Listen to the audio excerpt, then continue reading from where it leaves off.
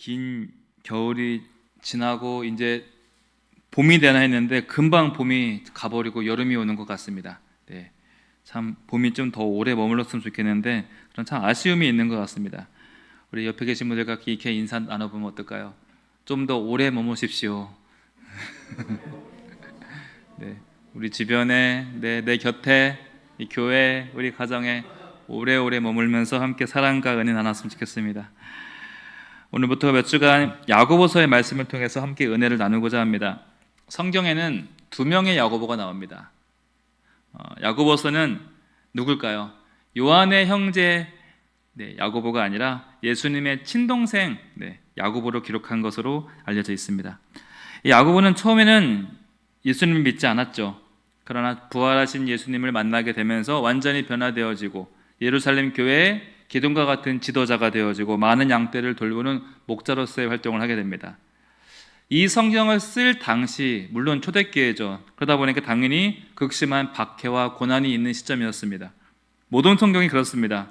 편안한 상태에서는 기도가 나오지 않는 것처럼 고난과 박해가 있어야 깊이 주님을 찾게 되어지고 그 가운데서 우리가 은혜를 건져 올리면서 할 말과 쓸 말을 얻게 되어지는 것 같습니다.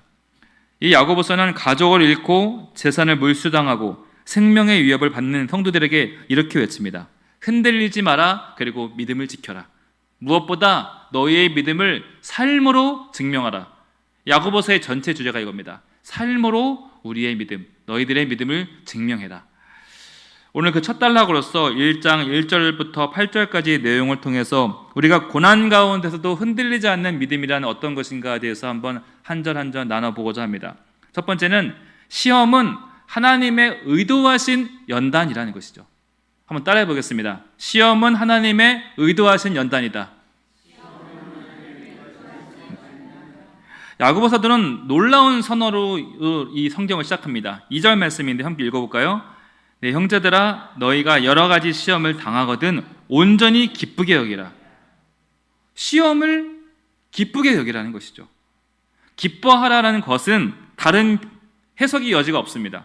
우리에게 찾아온 고난과 시험에 대해서 부정하거나 감정을 억지로 누르라는 것도 아닙니다. 이 상황을 긍정적으로 해석해보자, 바라보자 이런 말도 아니에요. 시험 자체를 선물로 받아들이라는 거예요. 우리가 생각지도 못한 선물을 받으면 기분이 기쁩니다. 기분이 좋습니다. 그동안 열심히 기도했던 일들이 우리 삶 가운데 응답이 오면 당연히 기분이 좋잖아요. 그렇게 하나님께 선물을 받은 것처럼 시험과 연단을 기쁨으로 여기라는 거예요.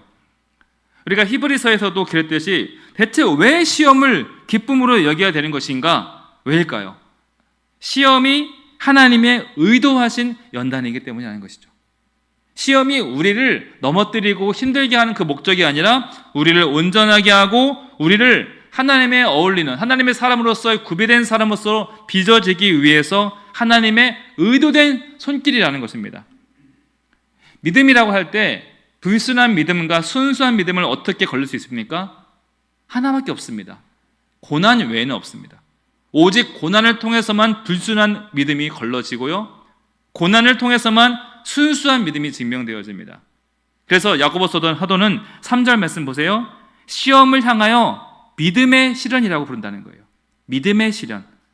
시련이 내가 원망하고 회피해야 될 대상이 아니라 믿음을 증명하기 위한, 또한 믿음을 구별하기 위한 하나의 중요한 과정으로서 여겨진다는 것이죠. 우리가 곡물을 수확하면은 타작을 합니다. 타작이란 무엇입니까?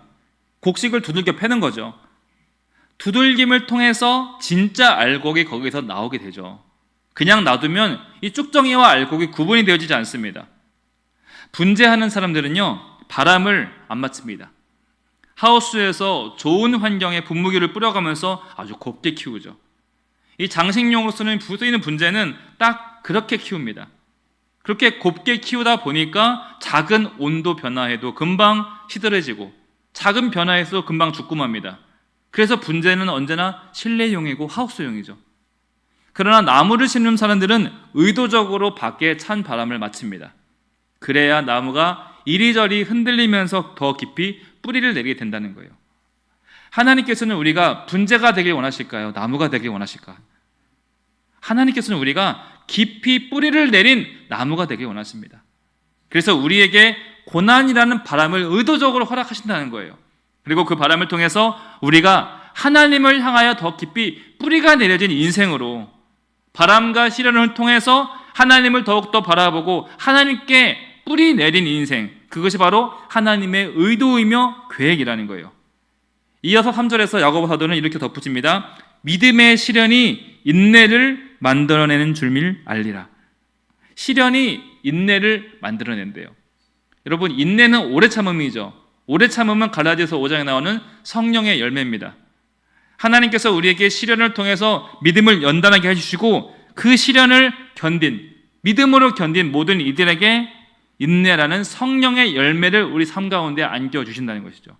그러니 시험이 오거든 어떻게 하라고요? 기쁨으로 여겨라. 기뻐하래요.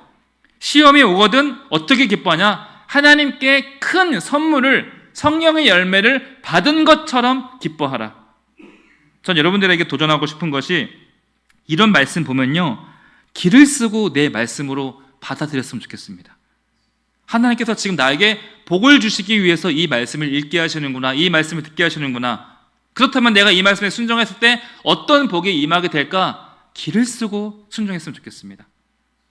그렇다고 모든 시험을 말하는 것이 아닙니다. 사탄이 주는 시험은 유혹입니다. 우리를 넘어뜨리는 목적입니다. 그러나 하나님이 주시는 시험은 우리를 위한 선물로 받을 줄 알아야 된다는 것이죠. 시련이 왔을 때 이게 뭔가, 왜 또 나한테 이런 일이 찾아왔는가가 아니라 기쁨으로 받고 선물처럼 여길 줄 아는 믿음이 있어야 된다는 거예요. 여러분, 바로 이게 실력입니다. 이것이 믿음이 있는 사람과 없는 사람의 체력이 차이고 실력이 있는 사람과 없는 사람의 차이라는 거예요. 그래서 나한테 시련이 왔다, 고난이 왔다, 지금 내가 믿음의 점검을 받을 때가 되었구나. 지금 하나님께서 나에게 믿음의 뿌리를 더 내리길 원하시고 나에게 성령의 열매를 맺어주시길 원하시는구나. 절호의 찬스로 여기실 줄 알아야 된다는 거예요. 사랑하는 성도 여러분, 우리가 기도 응답만 기쁨으로 여길 것이 아니라 시련마저도 기쁨으로 여긴다면 사탄이 우리에게 와서 할 수 있는 게 뭐가 있겠습니까? 아무것도 할 수 없는 것이죠. 두 번째로, 시험이 오면 여러분 그냥 마냥 있는 게 아닙니다. 비가 오면 당연히 우산을 쓰는 것처럼 지혜와 명철을 하나님께 구할 줄 알아야 됩니다. 함께 따라해 보겠습니다. 지혜와 명철을 구하자. 사람은 본능적으로 어려움을 당하면요, 탈출구를 찾습니다. 그리고 본능적으로 지푸라기라도 잡게 되는 것이 사람의 본능이죠. 하지만 오늘 성경은 다르게 말합니다. 5절 말씀 함께 읽어보겠습니다. 5절 시작. 너희 중에 누구든지 지혜가 부족하거든 모든 사람에게 후히 주시고 꾸짖지 아니하시는 하나님께 구하라. 그리하면 주시리라. 우리가 지혜가 부족하거든 하나님께 구하래요. 시험을 통과하는데 반드시 필요한 것이 하나님의 지혜입니다. 힘도 아닙니다. 지식이 아닙니다. 하나님의 지혜라는 거예요. 성경은 사람의 힘을 강조한 적이 단 한 번도 없습니다. 힘센 사람에 조금도 관심이 없고 똑똑한 사람에게 하나님은 조금도 관심이 없으십니다. 오히려 하나님을 향해서 지혜를 구하는 사람을 찾고 계신다는 거예요. 잠언 3장 13절 이하에 제가 읽어보겠습니다. 지혜는 은보다 낫다. 지혜는 정금보다 낫다. 지혜를 구한 오른손에는 장수가 있고 왼손에는 부귀가 있으며 지혜를 얻는 자에게는 생명나무의 축복이 있을 것이다. 아멘이십니까? 잠언 4장 8절 9절 제가 읽겠습니다. 지혜를 높이라. 그리하면 그가 너를 높이리라. 지혜를 품으라. 그리하면 그가 너를 영화롭게 하리라. 예레미야 9장 23절 24절 말씀인데요, 상당히 중요한 말씀인데 한번 잘 들어보시기 바랍니다. 여호와께서 이와 같이 말씀하시되 지혜로운 자는 그의 지혜를 자랑하지 말라. 용사는 그의 용맹을 자랑하지 말라. 부자는 그의 부함을 자랑하지 말라. 자랑하는 자는 이것으로 자랑할지니, 잘 들으십시오, 명철하여 여호와를 아는 것으로 자랑하라. 이것이 진짜 지혜라는 거예요. 지혜가 얼마나 위대하고 대단한지에 대해서 이미 성경은 넘치도록 증언하고 있습니다. 성도 여러분, 믿는 이들은 무엇으로 살아야 되겠습니까? 내가 믿기로 한 이상, 믿음의 길로 올라선 이상 내 힘으로, 내 지식으로 살면 안 된다는 거예요. 그럼 여러분 안 사라집니다. 인생이 안 굴러가져요. 잘 생각해 보세요. 우리가 미국으로 이민 갔다고 생각해 보세요. 그럼 뭘 해야 돼요? 당연히 영어를 배워야 되잖아요. 여전히 난 한국말만 쓸 거야, 코리안 타운에만 가 있을 거야, 삶이 안 사라진다니까요. 나는 반드시 김치찌개를 먹어야 돼. 불편하다는 거예요. 내가 고집 부린 만큼 모든 피해와 모든 불편을 내가 다 감수할 수밖에 없는 것입니다. 여러분, 우리가 예수 믿고 구원받기로 한 이상, 예수 믿고 천국 가기로 한 이상, 천국의 방식을 따를 줄 알아야 된다는 거예요. 그게 뭡니까? 바로 하나님의 지혜로 살아가는 거예요. 딴 게 아니라 하늘의 지혜로 살아가라. 그것이 우리에게 가장 좋은 길이고 선한 길이다. 사랑하는 성도 여러분, 저와 여러분들은 누가 뭐래도 하늘 시민권자입니다. 세상의 지식과 세상의 경력이 아니라 하나님의 지혜를 구하는 저와 여러분들 되시길 축복합니다. 내 자랑을 멈추고 하나님을 자랑하며 살아가는 것, 그것이 가장 부한 자이고 용맹한 자이고 가장 명철한 자라는 거예요. 그렇다면 도대체 하나님의 지혜, 하늘의 지혜와 명철은 무엇인가? 이거에 대해서 한 청년이 인생의 길을 묻다가 하나님께 기도를 했다고 합니다. 하나님, 나에게 비전을 주세요. 길을 보여주세요. 근데 하나님께서는 길을 보여주지 않으시고 그날 아침에 내가 해야 할 일들을 알려주셨다고 하죠. 지혜란 멀리 보는 것이 아닙니다. 어디가 땅에 오를지, 어디가 잘 될지 그것을 멀리 볼 수 있는 그런 눈이 아니에요.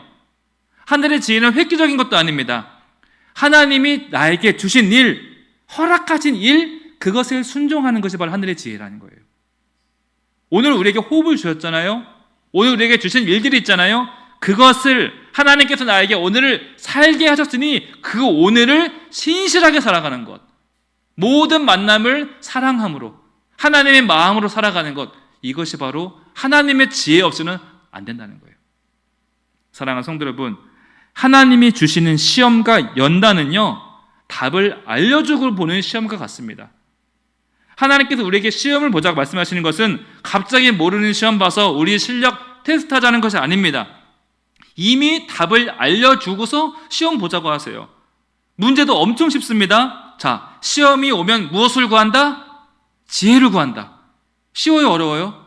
너무 쉽다는 거예요. 이것이 시험이라는 거예요. 그리고 지혜를 구하면 하나님께서 어떻게 주신다? 꾸짖지 아니하시고 후히 주신다. 딱 이 두 문제예요. 우리 인생의 시험이라는 것이. 시험이 오면 누구한테 구한다? 하나님께 구한다. 구하면 어떻게 주신다? 후히 주신다. 이렇게 쉽습니다.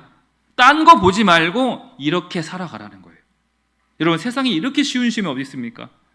학교에서 중간고사, 기말고사 보는데 시험 도중에 학생이 선생님 답을 모르겠어요, 알려주세요. 그러면은 선생님이 쪼로로 가가지고 답을 알려주는 거예요.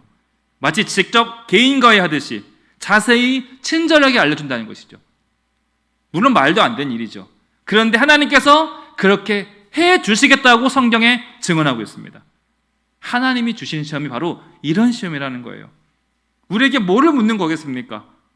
문제를 아는가 모르는가 묻는 것이 아닙니다. 나에게 문제가 왔을 때 하나님을 찾나 안 찾나 이거 보시겠다는 거예요. 이 시험을 내가 어떻게 극복하는가, 어떤 지혜로 어떤 요령으로 극복하는가 이거 보시겠다는 게 아니에요. 그럴 때 손 들고 하나님의 이름을 부르는가 안 부르는가 요거 하나 보시겠다는 거예요. 여러분, 이거 탈락해야 됩니까? 통과해야 됩니까? 많은 분들이 여기서 넘어진다는 거예요. 이 쉬운 걸 안 하고서 문제가 오면 딴 데 들었다 봐요. 문제가 오면 하나님 안 찾고 딴 데 구한다는 거예요. 나를 찾으면 내가 가겠다, 나에게 물어보면 내가 꾸짖지 않고 다 알려주겠다, 이렇게 쉽게 말씀하시는데 그걸 못한다는 거예요. 그러니 문제를 모르면 우리가 어떻게 해야 되나 걱정할 필요가 전혀 없습니다. 컨닝할 필요도 없습니다. 끙끙댈 필요가 없어요. 그저 손 들고 하나님 알려주세요 하면 된다는 거예요. 그럼 어떻게 해주시겠다? 꾸짖지 않으시고 후히 부어주실 줄 믿으시길 바랍니다. 세 번째, 순수한 믿음은 응답으로 연결되어지죠. 함께 따라해 보겠습니다. 순수한 믿음이 곧 응답이다. 여기서 아주 중요한 전제 조건이 있는데요. 우리가 지혜를 구하되 어떻게 구하냐면 믿음으로 구해야 됩니다. 이게 중요해요. 6절에 오직 믿음으로 구하고, 그래 어떻게 하래요? 조금도 의심하지 말라. 믿음으로 구하고 의심하지 말라. 여러분, 우리가 구해야 될 마음은 오직 순수한 믿음이에요. 여러분, 순수한 믿음이라는 게 특별한 게 없어요. 야고보서는 정말 쉽습니다. 히브리서처럼 말을 꼬지도 않아요. 아주 쉽습니다. 의심하지 않는 겁니다. 의심하지 않는 거예요. 그리고 하나님께서 주실 것이라는 그 마음 먹고 흔들리지 말라는 거예요. 오롯이 하나님만 바라보면서 손을 뻗어라. 이게 전부다라는 것이죠. 이 야고보서 1장 1절부터 8절이 모든 5장을 다 이끌어갑니다. 그래서 정말 중요한 거예요. 우리가 하나님께 지혜를 구했으면 하나님께서 반드시 지혜를 주시겠다고 약속하셨는데 그 말씀을 순수하게 믿어라. 의심하지 말라는 거예요. 정말 하나님 주실 수 있을까? 내 마음 가운데 하나님이 내 기도 들으셨으려나? 혹시 모르니 나만의 살 길을 더 찾아봐야지, 이런 거 하지 말라는 거예요. 여러분 6절 이어서 보십시오. 의심하는 사람은 어떻대요? 마치 바람에 밀려 요동하는 바다 물결 같다. 철렁철렁 되는 모습들. 이거 해볼까? 저거 해볼까? 이게 맞나? 저거 해봤나? 이 사람한테 기도 부탁, 저 사람한테 기도 부탁. 하나님한테 했으면 됐지. 이 사람한테 저거 부탁, 이 사람한테 이거 부탁. 여러분, 믿는다는 것은 여러분 단지 잘 될 거야, 이런 막연한 기대가 아닙니다. 하나님이 나를 사랑하시니 약속하신 것을 반드시 이루어 주실 것이다. 우리가 다 아는 히브리서 11장 6절 말씀 볼까요? 믿음이 없이는 하나님을 기쁘시게 하지 못하나니 하나님께 나아가는 자는 반드시 그가 계신 것과 또한 그가 자기를 찾는 이들에게 상 주시는 이심을 믿어야 할지니라. 믿음이 뭐예요? 하나님이 계신 것을 믿어라. 하나님이 살아계신 것을 믿고 살아계신 하나님께서 찾는 자에게 반드시 상 주신다는 사실을 제발 믿으라는 겁니다. 여러분, 기도에는 항상 응답이 있습니다. 그것이 예스든 노든 잠시 기다려야 되든 응답 없는 기도는 세상에 없습니다. 그런데 특별히 지혜를 구하는 기도만큼은 거절이 없습니다.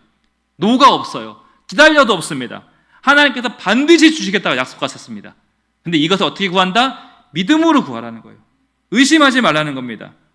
모든 기도가 사실 때가 있잖아요. 시기가 필요한 것이고 내가 그 응답을 받기 위한 나의 그릇도 필요합니다. 그러나 이 지혜를 구하는 기도만큼은 하나님께서 주시되 후히 주시겠다, 꾸짖지 않으시겠다, 넘치도록 주시겠다는 거예요. 그러니 이 말씀을 우리가 붙들어야 되겠습니까? 놓치면 살아가야 되겠습니까? 너무나 귀한 말씀이라는 거예요. 여러분, 너무나 오래된 예화가 있어요. 이 예화는 저 어릴 때부터 듣던 예화입니다. 어느 시골 교회에 심한 가뭄이 들었어요. 뭐 어떤 내용인지 아시겠죠? 목사님이 교회에 비가 오게 해달라고 함께 합심해서 기도합시다라고 모이게 한 것이죠. 모두 모였는데 한 소녀만이 우산을 들고 왔더라. 네.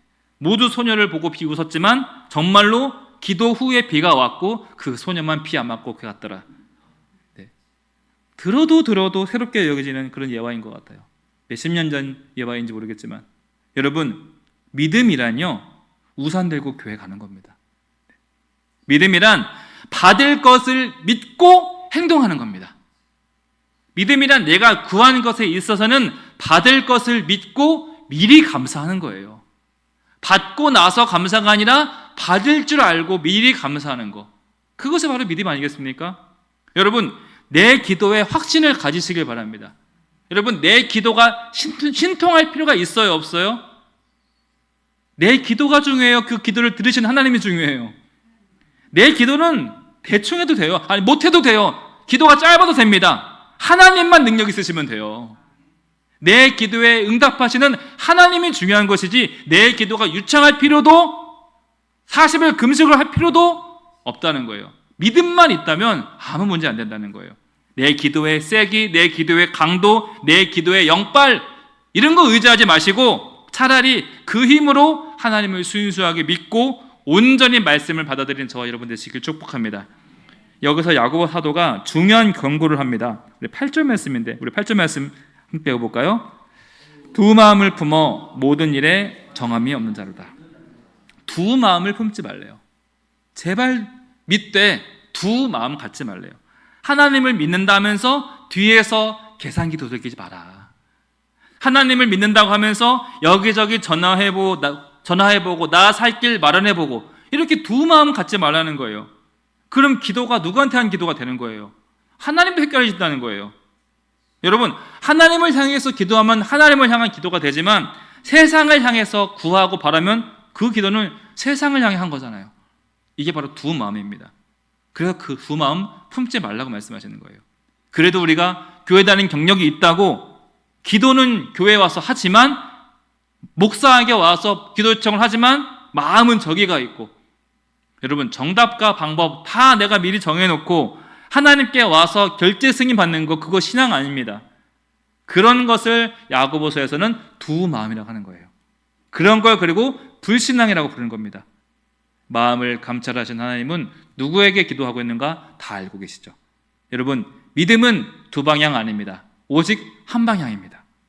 전심으로 주님을 믿고 있는 것, 전심으로 하나님을 신뢰하고 하나님만 바라보는 것이 우리에게 필요한 가장 순수한 믿음인지 믿으시길 바랍니다.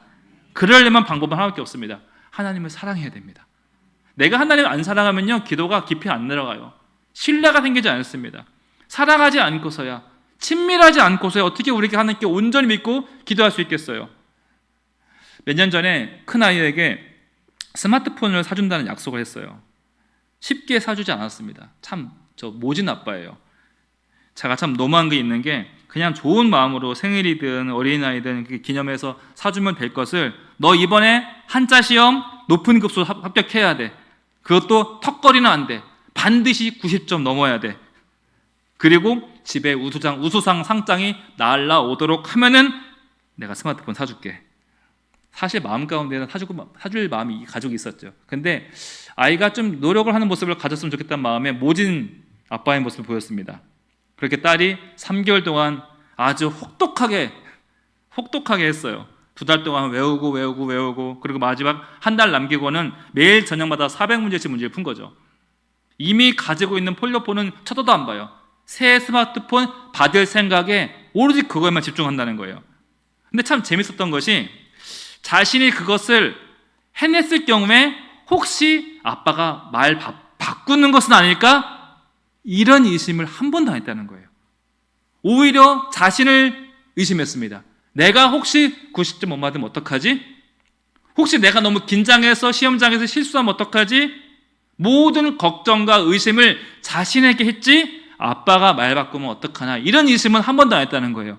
여러분, 이게 적절한 예인지 모르겠는데 하나님이 하신 말씀에 대해서는 조금도 의심하지 않는 태도, 하나님이 주신다는 것에 대해서는 조금도 의심하지 않는 것, 의심할 거면 나를 의심할 것이지, 의심할 거면 믿음 없는 나를 의심할 것이지, 하나님에 대해서는 전적으로 신뢰하는 것, 이것이 우리에게 필요한 믿음이라는 것이죠.